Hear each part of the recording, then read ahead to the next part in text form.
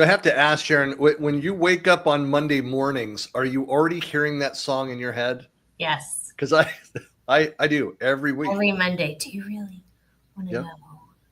know?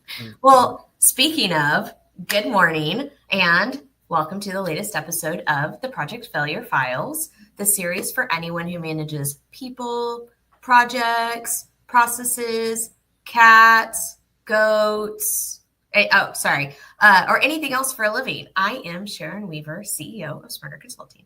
And I'm Christian Buckley, founder of Collab Talk, and welcome to another episode of our series where Sharon and I explore management and leadership topics from the perspective of what not to do. And in this episode, we are going to tackle a very extremely common problem, one that kind of hides in plain sight, when people quietly create their own tools or processes, aka the workaround, outside of the official system.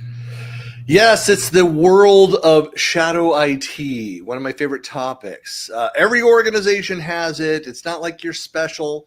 These are the unauthorized applications, the random file shares that somehow suddenly become mission critical. Shadow IT. And most of the time, it doesn't even start with bad intent. People just need to get their stuff done. They're trying to figure out how to solve the problem. The tools that are already there don't do what they need them to do. So they figure out something that does. Yeah, I've seen this so many times. Hey, look, we've all been guilty of doing this. A project, you just want to move things faster. People bring skills, tools, experience from other companies. And so they spin up a new app or start using a personal Dropbox account. Dropbox seems to be at the center of many of these rogue IT efforts. Mm-hmm. But the idea is like, hey, I need to share files with external vendor, and our systems don't allow it. Like, it's part of my job. I need to do this, and our systems don't allow it. So people go around IT, and suddenly IT is in a panic mode. I don't understand, Christian. Just like send it in an email like a normal human being, all 756 megabytes of it. No, we fixed that, Sharon, by limiting the file size of attachments. So that's not a method. But that's exactly it, right? So like this thing that starts as a quick fix snowballs, and then all of a sudden you've got security and compliance problems. And instead of blaming the users and saying, why don't you just follow the rules and why don't you help them figure it out? Leaders need to ask, why is it even happening in the first place? Like, how in the world can we solve the problem in a better way? That's a great point. And most of the time, people turn to these rogue solutions, not because they don't want to follow the rules and use the solutions that are out there. It's like, but they need to get their work done. They feel like, hey, I put this request in 2 weeks ago to IT. I feel unheard. I'm constrained by the limitations. That's a short timeline. I know. I was like, well, the project deadline hasn't moved, and yet I don't have the solution that I need. I need to get work done. The tools that are available won't work for what I need to do. I'm going to go fix this myself. I'm going to get it done. Yeah. Leadership doesn't listen to that. This is what rogue IT is. Innovation going underground. Underground. Yes. And then you end up with a way bigger problem, right? You end up with mistrust. So basically people are like, well, the tools I need aren't there, and I'm not allowed to do something outside over here, but I need to do it to do my job. So I'm just going to start telling you what you want to hear. I'm going to not be transparent. And then nobody really knows what anybody needs. Yeah, it's the problem of, we're only managing what's visible, not what's real. And this is like, what's like doing a migration for an intranet. And going in and talk with clients, it's like every client ever worked with, it was like, oh, no, this is the total. These are all the systems. These are all the third-party tools that are being used. Like, oh, really? Let's do an audit. And they uncover all these things that they weren't aware of. Where did these other 386 items come from? Yeah. The better solution to all of this, the better approach is to bridge the gap, understand what people need, collaborate with IT, see if there's a secure, a scalable way to meet them halfway, which is kind of what we're talking about today. Yeah, exactly. It's about engagement, not enforcement. When people know that their needs are being heard and they're being taken action on, right? Somebody's doing something and trying to help them, then I feel like they're way more likely to kind of bring those needs and ideas forward instead of hiding them and kind of running around the edges. It's kind of like my favorite Buckleyism, Sharon. Is the more that you involve people in the process, the more that people accept the process. It's almost like it's just always true. Yeah. As always, it should be an interesting conversation. And as with every episode, please feel free to comment throughout. Share your own experiences, especially if you have special rogue solutions that might have actually turned out to be great ideas. Share those. Yeah, I'm sure everybody on the planet wants to share those ideas, Christian. Let me tell you about the shadow IT that I'm doing. Here's how we went sideways. Awesome. All right, let's get started with some definitions. Yeah, I mean, if you think about it, it's any tools, applications, system solutions that the end users and the managers go and deploy without IT, without official permission to go and do that thing. So it could be like in the project management world, going and using something like Trello. When, hey, we're a Microsoft shop. It's like, yes, but my job is managing projects with these outside vendors, and we have a no external collaboration rule. So therefore, I can't use it. I'm doing an export of planner of the boards out and sending emails. Like, no, I need something that is functional, transactional out there that's cloud-based for the partners. And so using Trello or, any other tool, pick your tool that's out there, a cloud solution. Yeah, I think one right now, everything around AI, right? There's so many AI tools that everybody's playing with. And at the end of the day, there's a lot of businesses and the more secure and the more governed businesses are, the more they kind of think about, well, we want to wait and we want to put a policy around this. And then we want to tell everybody how they can use it. And by then, dude, like everybody on the planet's got 742 AI apps that they've already signed up for. Because ultimately the company policy hasn't kept up with being able to allow people to use those. And so what you're finding is like shadow IT is just getting bigger and bigger and bigger, faster and faster and faster. Yeah, when people talk about shadow IT, they often assume that it's rebellion. People are intentionally going against the rules, but it's more about resourcefulness. That's why it should be a conversation with IT and not just a slap of the hand. Most folks aren't trying to break rules. They're trying to get their work done with the tools that make sense for them. So if the approved systems can't keep up, innovation doesn't stop. It just moves underground. Or I always like to describe it as people are like water running down a hill. You put a rock in front of it, the water just goes around the rock. Yep, that's exactly it. And so sometimes, like, I think as people try to do their jobs, they become very innovative. And innovation is great, except for when it's not being managed and you're just kind of letting people, like you said, like go run around the rock. And so, I think the idea of shadow IT is anytime anybody doesn't have what they need to do their jobs properly, and so they're being innovative around that. Do we do air quotes with that? They're being innovative. Being innovative. But a valid pushback from IT is sometimes that people aren't just they're not aware of the solutions that are available to them. So it could be, and this should be the first thing that IT does is that, are you aware of what we provide now? Is it a training issue, an education issue? It's always a training issue.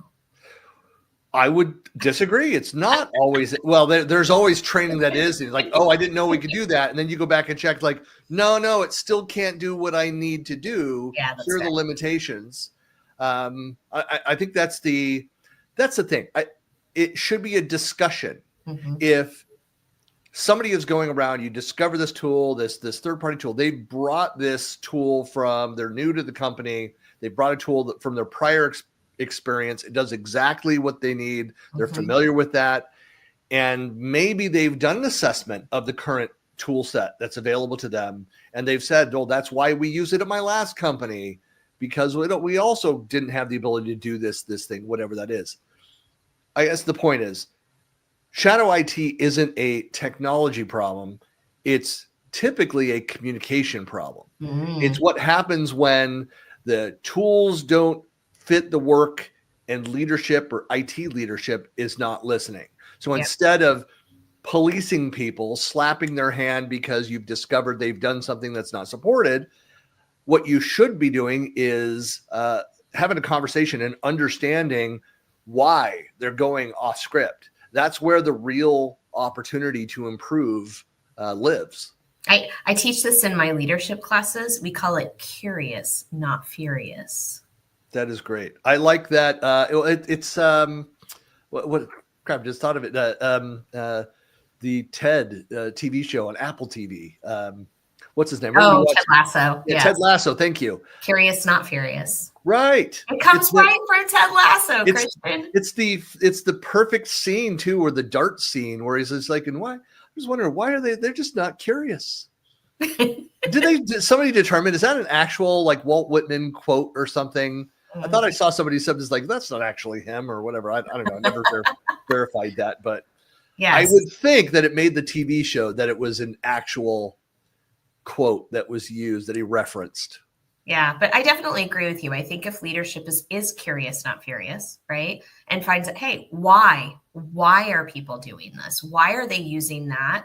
And why are they not using what we've provided, or why are we not providing what they need? I think you're going to go a long way to understanding what shadow IT you have and how to better manage it. And I'm not going to use the word eliminate, because I don't know that eliminate is really the right goal or the right answer. I think it's more understanding what it is and why you've got it going on and being able to manage it to the best of your ability.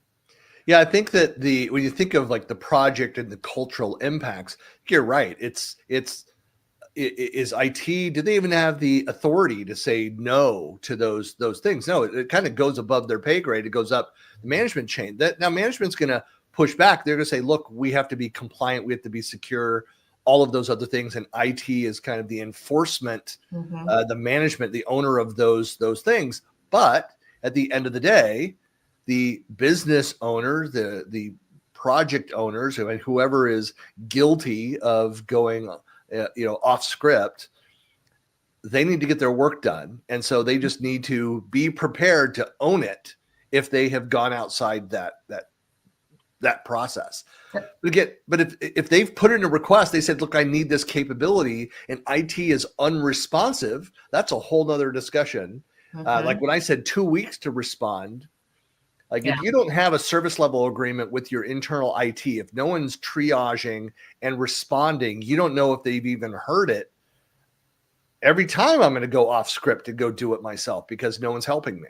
And I think, that goes back to the governance conversation, which is not the topic of today, but it goes back to the governance conversation, because if you have good governance, you know what you're using, what you're not using, why you're using it, why you've approved certain things, and and it's publicly available. And it goes back to that communication conversation again.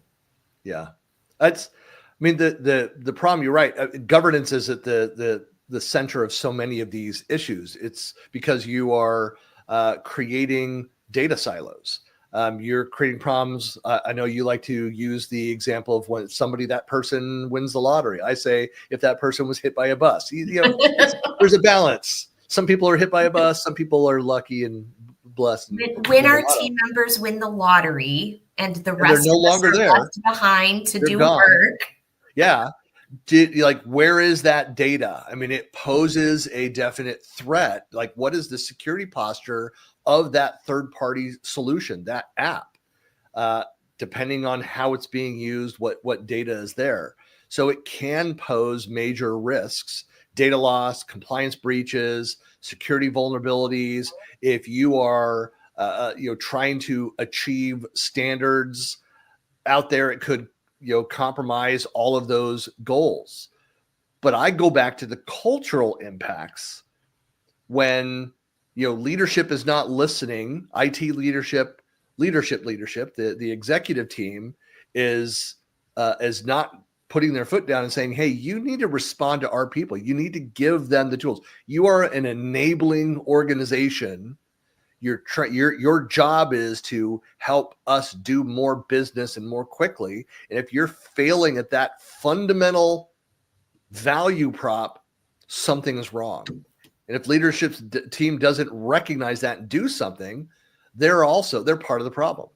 Yeah. Well, and I think this speaks a lot. I said earlier, I don't think it should be completely getting rid of it, because I do think there's an element of innovation that happens, on kind of that front of we're trying to solve a business problem, right? And I think, to your point, a lot of times IT isn't innovating in the way that they could be or should be. And so they are there to kind of enforce security standards and support and maintenance and things like that. But I think, one of the things from a cultural perspective is, if you understand that shadow IT is there and you are managing it properly, then, if you're ignoring it completely, then you're not allowing that innovation to happen in a good way. Instead, people are hiding it and they're going and they're using it. If we flip it on its head, right? So now from a cultural perspective, we flip it on its head and we talk about opposites, right? If I, as a leadership, say, I know that shadow IT exists, we're keeping an eye on it, we're managing the risk, but we're letting people innovate in the ways that are safe and friendly to them, all of a sudden, you now are empowering your users to find out the new, best things that are out there. People come in from other companies and they bring ideas with them. And shadow IT, instead of being this kind of scary cultural, mistrust, can be flipped on its head and can actually be used to be innovative and forward thinking and build empowerment and trust in your users instead. So, when you think about like, what is it that we're focused on, do you see shadow IT as a horrible thing, or do you see shadow IT as an opportunity? And it can go either way. Yeah. Shadow IT, it's not about the tech. I think we agree there. It's the trust gap that it creates. It's the impact to the culture of the organization. When leadership ignores it, people stop sharing ideas. They learn that innovation has to happen in secret. I've got to go do it my own. We were talking last week or 2 weeks ago about the hero culture, which is great in the short term, but not great in the long term. It can cause damage and drive solid performers away, the operations folks, and governance stops being a support system and starts being an obstacle. Where people just there are too many rules. I can't get work done. And then they start floating the resume out there. Yeah, there's always that healthy balance, right? There's always a healthy balance between security and usability. And it's always this kind of dance to find that healthy balance to make sure that everybody's being able to do their job, but also is secure. Yep. Well, thinking about the pitfalls, if you don't solve it, then what happens is then you have the data silos. We've talked about that. You can have compliance and audit issues, especially under frameworks like dealing with GDPR, being able to being responsible for going in and confirming that, hey, we are compliant, we're meeting these standards. You can't mess around with things like HIPAA, and it's identified there's a HIPAA violation, and you don't know where your data is and how it's being handled. Like, that's major. Which, I mean, to some degree is why I said early on, it's always a training issue. And I'm being a little facetious, but truthfully, I feel like if your organization is communicating, between technology and the business users, and you understand what your business rules are, and business rules have nothing to do with technology specifically, but if you have regulatory compliance rules, or you have security rules for the industry that you're in, and you understand that, then when you go to say, I want to be able to do my work, and you're looking at limitations, I would like to believe that the more that the business users understand about what their limitations are and what their obligations are, they're going to be able to do a better job of picking the right tool to be able to do that. And I think, from a pitfall perspective, when they don't understand what those rules are and they don't know why they can't do things, it's not a technology thing. Then what ends up happening is they go, oh, well, this is a dumb rule and I'm just going to go do whatever I want. And now all of a sudden you're escalating all of those security risks, not even just the issues, but the risk of breaking all of those compliance and audit issues. I've got an analogy for you. When shadow IT is left unchecked, it becomes a digital version of a junk drawer. I like the visual of that. Yes. Random stuff everywhere. There's nothing connected. I mean, this also provides or creates integration, future, upward. We want to do something else as a company, makes it more difficult because our data is spread out everywhere. So there's random stuff everywhere. Nothing's connected. No one is sure what is still safe to even use. That's when compliance risks multiply. Teams waste hours hunting down data that should have been easy to find, that they can't answer those questions, like doing a migration. What's the scope of this? What's the time frame for this migration? Like, I don't know. We're still finding things. And so it makes that process of moving, of being agile and adapting to new technology even more difficult. Well, and then, so this creates a cyclical problem, because then technology or IT tends to come back and restrict further to try to solve the problem, which makes your business users look for more things. And what ends up happening is that you kind of create that chasm between IT and the business. Yeah.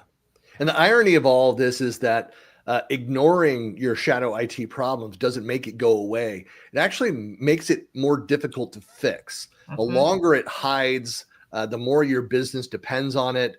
And by the time you notice, then those rogue tools aren't optional anymore. They're holding critical workflows together with duct tape. Yeah. How many products do we have? How many solutions which we've been forced to, a former IT person, forced to adopt and adapt to, even though it wasn't the best long-term solution, but it met those short-term needs. And IT was unwilling to face the facts of, hey, our users need this. Yeah, it's such a common thing, and I see it so many places where, we go in and they say to us, I want to know what the Microsoft tool set is, what can replace what, because we're paying for this subscription, or we're paying for that subscription, or we're paying for this subscription. And by the time that IT leadership can invest in the time and the energy and the money to determine what they want to do and roll it out properly, you're absolutely right. The business has already gone over here, set up a tool, rolled it all out, got everybody using it. And they're like, no, we're going to use this thing. They're like, yeah, no. Business is like, we already have this over here and it's already working. And I have so many stories because it's such a common thing that happens. And then it's like, no, we want to implement this good, secure thing, and nobody wants it. So to your point, then all of a sudden IT is just kind of at the mercy and saying, okay, we'll just implement whatever the business is already using. Well, and not that may be the right answer for this. It might be. Again, I'll use a relatively innocuous example, but is the Dropbox. Former company just discovered that there were dozens of people that were getting reimbursed for and paying for and duplicating licensing for Dropbox. And it was just kind of stupid, plus the data issues with that. And so the business just decided that, hey, it actually is a necessary thing, because we have, for the rest of our intranet, we locked down, external collaboration. There were valid reasons for doing what they did, but there needed to be this solution. And so instead what they did is they embraced it. They said, well, let's consolidate licenses. 2, let's figure out who has this. We're not going to penalize people. We want to make sure that it's supported, but that there's also redundancy, that IT has access to each of these locations.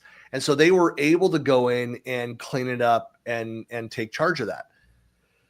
That is that's like the best case scenario for identifying this.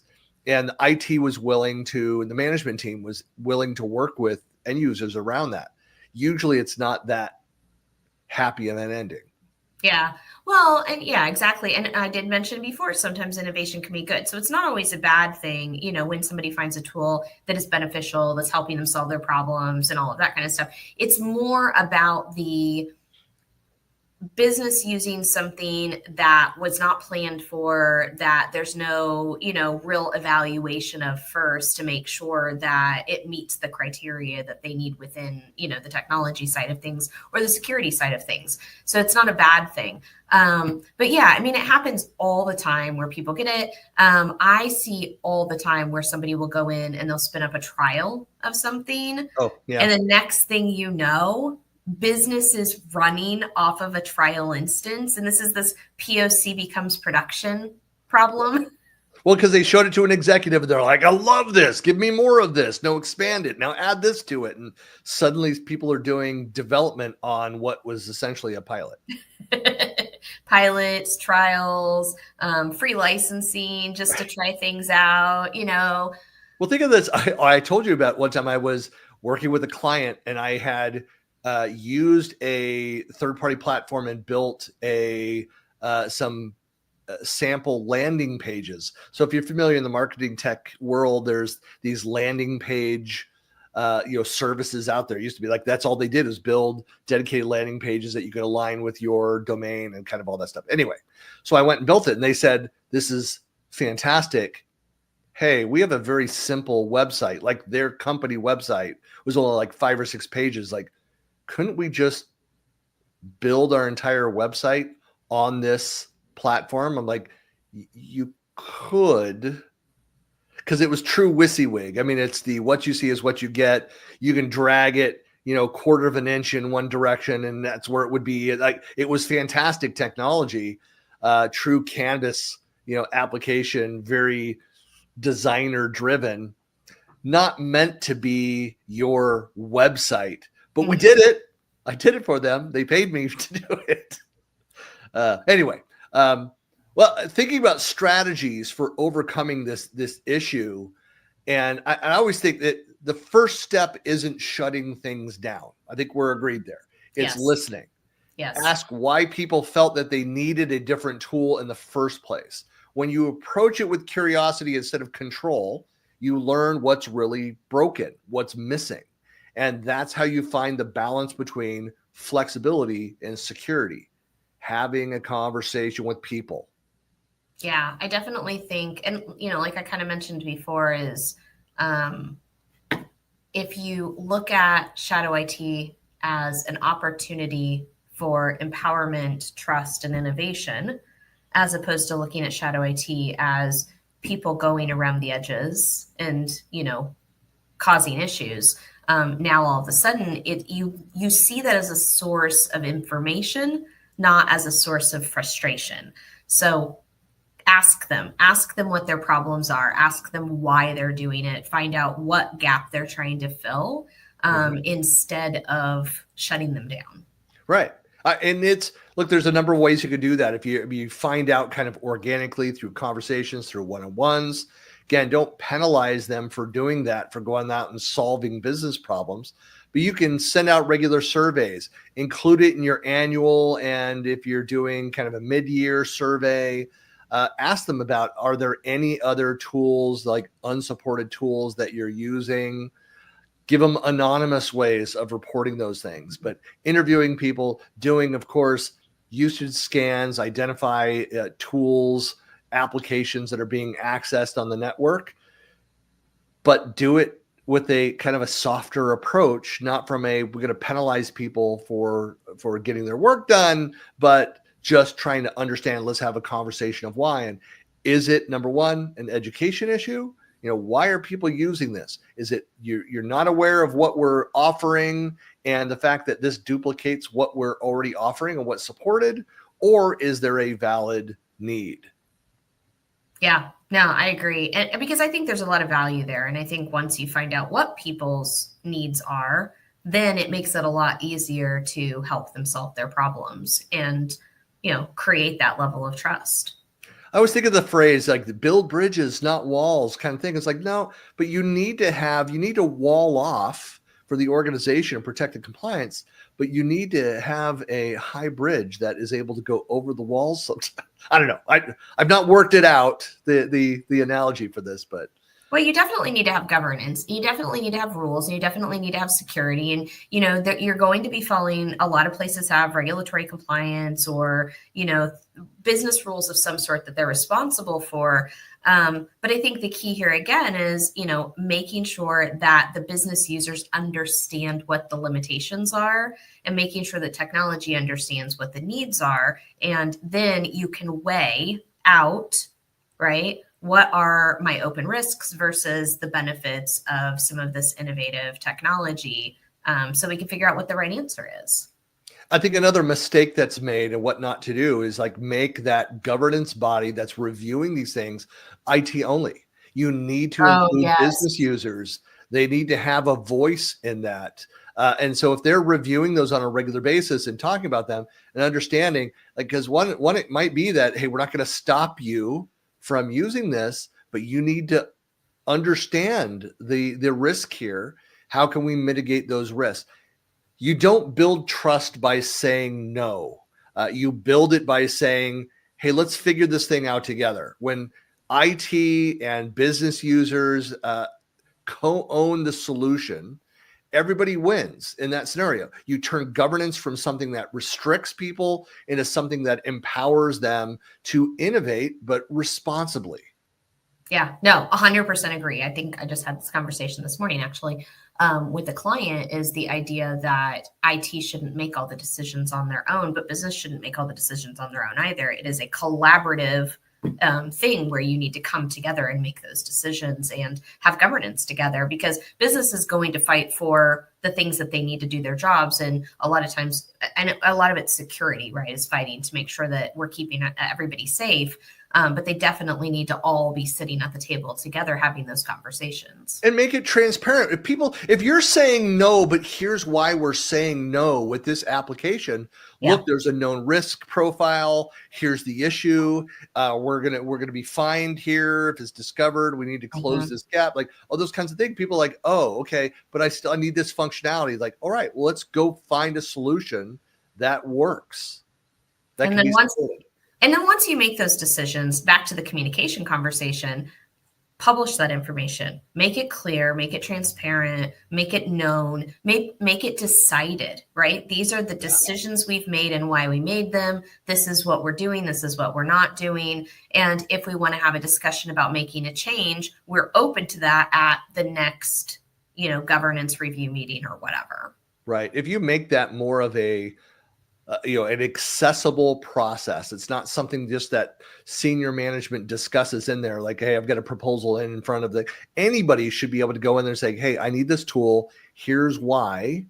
And in the next governance review, however often that body, that committee gets together, that they come in and they say there should be part of that, a forum for opening up for discussion. Here's what I need. Here's why. Let's have a discussion.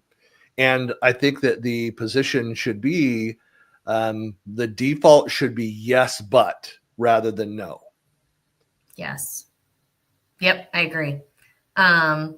So kind of best practices. Yeah, as I say, around best practices. Okay, best practices.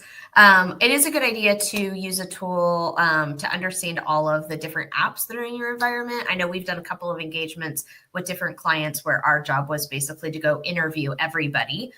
So run a report, find out what's out there, but then we basically went department by department and met with them and said, okay, what else do you have that's not on the list? And it wasn't about trying to shut people down. It was understanding what was out there so that, everything could be managed properly and streamlined and, everybody had what they needed. But you can use tools, and sometimes it's automated and sometimes you have to do some interviews and kind of ask around to see what's going on. And sometimes it could be review of like, look, this is going to be outside of the supported systems, but here's the data, here's the information, here's what I'm doing. And so if they're aware that, okay, there's nothing proprietary, there's nothing like it's neutral enough content, you get approval on doing that, then it's not an issue to go and use that other third-party system. Yeah. I was going to say, especially if you have a process for people to be able to do that, right? So that's the key. If they say, hey, I want to try this thing, and there's a way for them to say, I have a gap. I can't do this with the tools you've got, or I don't get it. I'm going to go get a trial and I'm going to try this. And they can log it and say, I'm going to try this. And here's why I'm doing it. And here's what the problem I'm trying to solve is. And here's how I'm solving it. And then give feedback to, did it solve the problem? And if so, why? I think the key here is giving them the opportunity to say they're doing it and to log that information so the business benefits from that experience. Yeah, if you have like a formalized, I would call that like a pilot program. So it might be a user initiated pilot program around this. Like, here's the business justification for it. Here's what I'm doing. Here's why I've answered these questions. We don't have existing tool that meets this need. Here's the reasons why the business, the value of that.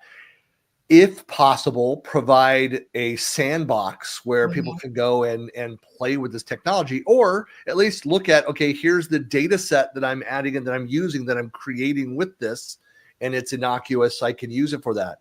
Because one of the best ways, it's one of my favorites of managing shadow IT, is to make that exploration safe. There's a process, there's a sandbox where they can go and experiment without breaking the rules. So when you reward responsible innovation instead of punishing experimentation, people start bringing their best ideas into the light. Now, here's what not to do. What not to do, right? Make every decision for the users and don't even listen or care about what they need. I mean, what a crazy idea, Christian, involving the people who are using the tools. It's insane. In the process of deciding what tools to use. Yeah. I mean, transparency across the board is your greatest security tool.